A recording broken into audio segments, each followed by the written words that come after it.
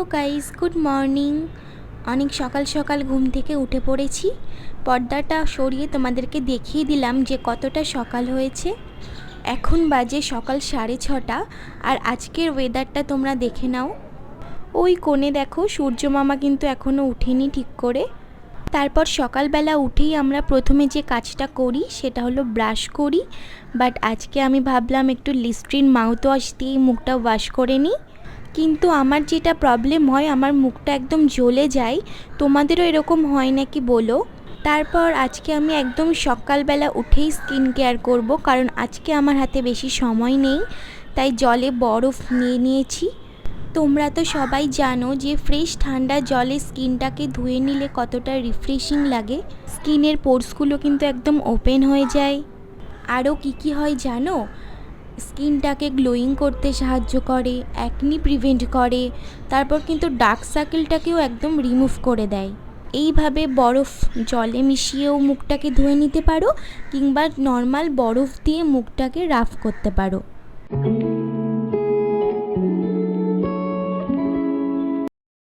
দেখো কতটা রিফ্রেশিং লাগছে। তারপর আমি আমার স্কিনে একটুখানি সিরাম লাগিয়ে নেব।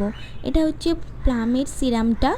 পার্সোনালি এটা আমার খুবই ভালো লাগে, কারণ এতে আছে ভিটামিন সি, আর আমরা জানি যে ভিটামিন সি কিন্তু স্কিনের জন্য খুবই হেল্পফুল। তারপর ভালোভাবে সিরামটাকে লাগিয়ে নিয়ে সারা মুখে ভালোভাবে ম্যাসাজ করে নিতে হবে। যত তোমার স্কিনে তুমি ম্যাসাজ করবে তত তোমার ব্লাড সার্কুলেটিং বেশি হবে, তার ফলেই কিন্তু তোমার স্কিনটা গ্লোয়িং হবে। এটা তোমার স্কিন আর হেয়ারের ক্ষেত্রে একই প্রযোজ্য। সিরাম দিয়ে মুখ ম্যাসাজ করার সময় তোমরা কিন্তু পার্লারের টেকনিকগুলো ইউজ করতে পারো।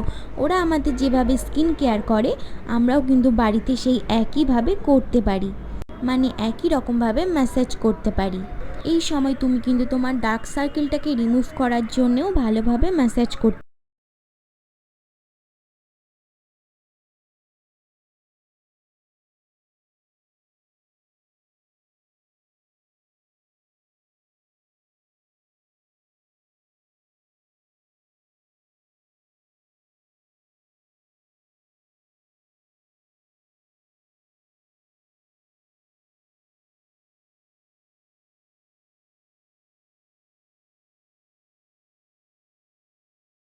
করলে তুমি নিজেই ডিফারেন্সটা বুঝতে পারবে।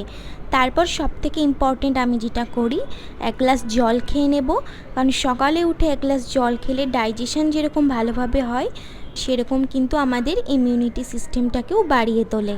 তারপর এটা আমি টিফিনে নিয়ে যাব ছোলা মাখা। এটার জন্য আমি ছোলাটাকে সারা রাত জলে ভিজিয়ে রেখেছিলাম। তারপর আমি এটাকে হালকা একটু বয়েল করেছি। আমি জানি কাঁচা ছোলা খাওয়া খুবই উপকারী, বাট সকালে উঠে একটু জল খাওয়ার পর কাঁচা ছোলা খেয়ে নেবে তাহলেই হবে। এতটা কাঁচা ছোলা আমি খেতে চাই না, তাই আমি একটুখানি বয়েল করে নিয়েছি। এর মধ্যে এবার আমি একটু পেঁয়াজ কুচি, শসা, গাজর, টমেটো, একটু চাট মশলা, লঙ্কা কুচি, একটু লবণ, এসবগুলো দিয়ে ভালোভাবে মাখিয়ে নেব। এটা হচ্ছে একটু গোলমরিচ গুঁড়ো দিয়ে নিলাম, কারণ আমরা জানি যে ব্ল্যাক পেপার খুবই ইম্পর্টেন্ট আমাদের হেলথের জন্য। তারপর আমি এর মধ্যে একটুখানি লেবু দিয়ে নিলাম, কারণ লেবু দিলে কিন্তু খেতে খুবই টেস্টি লাগে। আর লেবু, পাতিলেবু খাওয়া কতটা উপকারী সেটা তো আমরা সবাই জানি।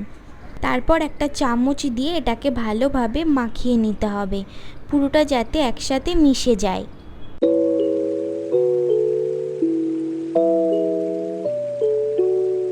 তারপর আমি সকালে ব্রেকফাস্টের জন্য আজকে একটু ওটসের পরোটা বানিয়ে নেব। সাধারণত আমি ওটসটাকে দুধ দিয়ে, খেজুর দিয়ে, এসব দিয়েই খাই, বাট আজকে ভাবলাম যে একটুখানি পরোটার মতন করেই বানাই। এর জন্য আমি ওটসটাকে প্রথমে মিক্সিতে গুঁড়ো করে নিয়েছি। তারপর এর মধ্যে আমি সব রকম এই যে ভেজিটেবলস দিয়ে দিলাম। এর মধ্যে আছে গাজর, ক্যাপসিকাম, পেঁয়াজ, টমেটো আর লঙ্কা আর গ্রিন ক্যাপসিকাম।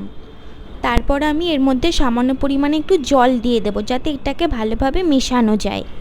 এমনি নর্মাল আটা বা ময়দার পরোটা, রুটি তো আমরা সবাই খেয়েছি, ওগুলো খেতে তো অবশ্যই বেশি টেস্টি লাগবেই, বাট তোমরা বাড়িতে একবার এই ওটসের পরোটা বানিয়ে খেও, একদম নর্মাল পরোটার মতনই খেতে লাগবে। একদম বুঝতেই পারবে না যে এটা কিসের পরোটা। একটা চামচ দিয়ে ভালোভাবে এটাকে মিশিয়ে নেব।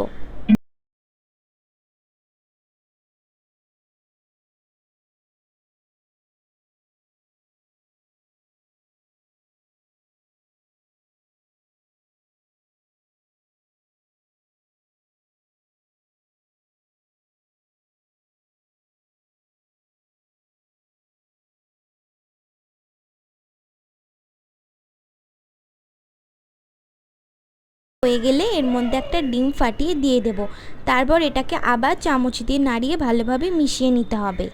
ডিম দেওয়া এই কারণেই যাতে ডিম দিলে একটু টেস্টিও হবে, আর ডিমে তো প্রচুর প্রোটিন আছে, তার মানে ওটসের পরোটার মধ্যে কতটা পরিমাণে হেল্পফুল তুমি সেটা ভাবো। ভালোভাবে মিক্স করা হয়ে গেলে 1 চামচ বা হাফ চামচ পরিমাণে বাটার দেবো আর এর মধ্যে ওটসটা ভেজে নেব।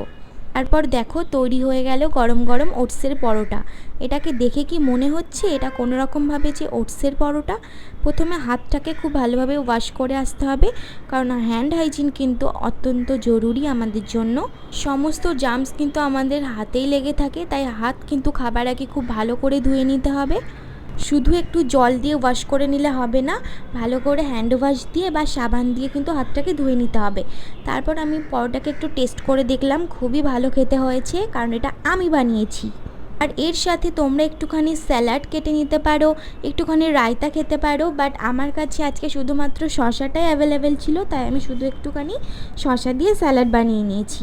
তোমরা কিন্তু অবশ্যই এটা বাড়িতে বানাবে আর আমাকে কমেন্টে জানাবে যে তোমাদের কেমন লাগলো। তারপর আজকে আমি একটু হেয়ার কেয়ারের জন্য একটা হোম রেমেডি ইউজ করব, সেটা হচ্ছে রাইস ওয়াটার। এটা তোমরা সবাই জানো যে রাইস ওয়াটার চুলের জন্য কতটা উপকারী। প্রথমে একটু চাল দিয়ে ওর মধ্যে জল মিশিয়ে ভিজিয়ে রাখতে হবে 1 ঘন্টা মতো। তারপর 1 ঘন্টা পর জলটাকে ছেঁকে নিতে হবে। নর্মাল যে আমরা চালের ভাতটা খাই, ওই ভাতটা কিন্তু মিক্সিতে পেস্ট করেও তোমরা চুলে লাগাতে পারো, ওটাও কিন্তু দারুণ একটা হোম রেমেডি চুলের জন্য। তারপর আমি সরাসরি চলে এসেছি ওয়াশরুমে, আর আমি এবার চুলটাকে এই রাইস ওয়াটার দিয়ে ধুয়ে নেব। রাইস ওয়াটার কিন্তু আমাদের চুলের ভলিউমটাকে ইনক্রিজ করে, চুলটাকে কিন্তু অনেকটা শাইনি করে তোলে, প্লাস স্কাল্পে যদি কোনো রকম তোমার সমস্যা থাকে ইনফ্লামেশন, তাহলে কিন্তু সেটাকে রিমুভ করে দেয়। যতটা পরিমাণে জল হবে ততটা দিয়ে ভালো করে মাথাটাকে ধুয়ে নিতে হবে। তারপর এই ক্লিপটা দিয়ে চুলটাকে ভালো করে বেঁধে রেখে দিয়েছি, ততক্ষণে আমি একটুখানি বডিতে স্ক্রাবিং করে নেব। এটা হচ্ছে অরিফ্লেমের সেই স্ক্রাবারটা, ভালো করে বডিতে স্ক্রাবিং করে নেব। আমি কি কি প্রোডাক্টস ইউজ করছি সেটা পুরোটাই তোমরা ভিডিওতে দেখতেই পাবে, আমি আর এক্সট্রা করে বলছি না। আর একটা ইম্পর্টেন্ট কথা বলি, সেটা হচ্ছে চুলে কিন্তু শ্যাম্পু আমি ডিরেক্ট ইউজ করি না কখনোই, সবসময় কিন্তু জলের মধ্যে শ্যাম্পুটাকে ডাইলিউট করে তারপর কিন্তু তোমরা চুলে ইউজ করবে।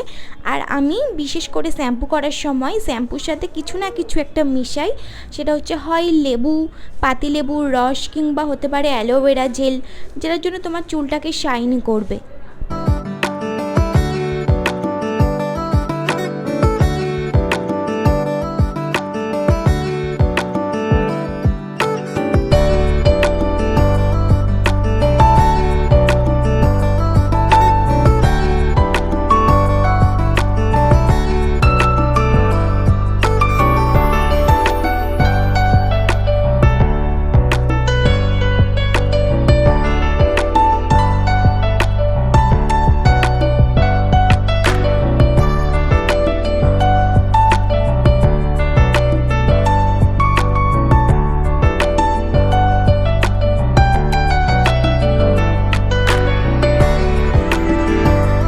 সামার কেয়ারে সবথেকে ইম্পর্ট্যান্ট হলো তোমার স্নান করাটা। অনেকে বলতেই পারে তোর এত সময় লাগে স্নান করতে। হ্যাঁ লাগে, কারণ সামারে নিজের শরীরের কেয়ার করার জন্য কিন্তু স্নানের সময় সবসময় ভালোভাবে সব কিছু ইউজ করতে হবে। সবথেকে ইম্পর্টেন্ট কথা হলো তোমার এজটাকে ধরে রাখার জন্য কিন্তু তোমার স্কিন কেয়ার করাটা অত্যন্ত ইম্পর্টেন্ট, সাথে তোমাকে নিজেকে মেনটেন করতে হবে। সবাই যেটা করে একদম স্নানের পরেই চুলটাকে জাস্ট গামছা বা টাওয়েল দিয়ে মুড়িয়ে বেঁধে নেয়, এটা একদমই ভুল। প্রথমে একটুখানি চুলটাকে মুছে নিতে হবে সমান সমান করে, তারপরে চুলটাকে তুমি ভালোভাবে বেঁধে রাখো। এবার আমি সামারের যে ময়শ্চারাইজারটা সেটা আমি একটুখানি ইউজ করে নেব। এটা আমি লোটাসের নিয়েছি। ক্রিম কিন্তু সামারের যেটা সেটা সামারে, আর উইন্টারে যেটা সেটা উইন্টারে ইউজ করতে হবে, গুলিয়ে ফেলবে না। সুতরাং দেখে কিনবে, স্নানের পর সারা বডিতে ভালোভাবে অ্যাপ্লাই করে নিতে হবে। এরপর আমি একটা খুবই হেলদি গ্লো ওয়াটার তৈরি করব। সেটা হচ্ছে প্রথমে কিছুটা শসা নিয়ে নেব, আর তোমাদের কাছে যদি স্পিনাচ মানে পালং শাক থাকে তাহলে কিন্তু তোমরা ওটা নিয়ে নেবে ভালো করে ধুয়ে, বাট আমার কাছে অ্যাভেলেবেল ছিল না। একটুখানি পুদিনা পাতা নিয়ে নিয়েছি। এবার এর মধ্যে একটুখানি ব্ল্যাক পেপার আর একটুখানি ব্ল্যাক সল্ট দিয়ে দেব, সাথে একটুখানি লেবুর রসও দিয়ে দেব। এগুলো খেতে কিন্তু খুব টেস্টি হবে সেটা একদমই না, বাট তোমরা যদি ভালোভাবে হানি টানি দিয়ে একটু বানাও তাহলে একটু ভালো লাগবে। এবার এর মধ্যে একটু জল মিশিয়ে নিয়েছি, তারপর আমরা এটা মিক্সিতে ব্লেন্ড করে নেব। এই যে তৈরি হয়ে গেল ড্রিঙ্ক, ভীষণ হেলদি একটা ড্রিঙ্ক। গরমকালে তো এটা ভীষণই উপকারী, তোমার বডিটাকে একটু হাইড্রেট রাখতে সাহায্য করবে, প্লাস তোমার স্কিনে গ্লো করবে। আমি হেয়ার ড্রায়ার দিয়ে চুলটাকে হালকা করে শুকিয়ে নিয়েছিলাম, তারপর একটু গরম লাগছিল বলে একটু সামান্য উঁচু করে বেঁধে নিয়েছি। একটু পরে আমি আবার এটাকে খুলে দেব। তারপর দেখো আমি নিয়ে চলে এসেছি এই হেলদি ড্রিঙ্কটা। এবার আমি এটাকে খেয়ে নিচ্ছি। খেতে যে খুব টেস্টি লাগছে তা একদমই না, বাট তোমাদের সামনে এরকম দেখালাম। তোমরাও এটা বাড়িতে অবশ্যই বানিয়ে খাবে আর আমাকে কমেন্টে জানাবে তোমাদের সত্যিকারের কার কেমন টেস্ট লেগেছে, মিথ্যে একদম বলবে না, ঠিক আছে?